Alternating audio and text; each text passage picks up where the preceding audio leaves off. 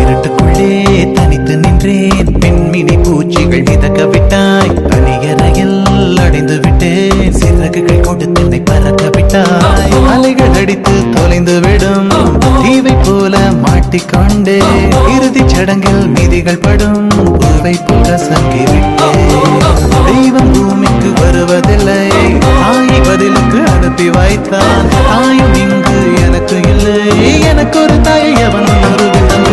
தோழியா என் காதலியா யாரடி என் கண்ணே, தோழியா என் காதலியா யாரடி என் கண்ணே, மடி மீது தூங்கச் சொல்கிறாய், தோள் மீது சாய்ந்து கொள்கிறாய், நெருங்கி வந்தால் நண்பன் என்கிறாய்.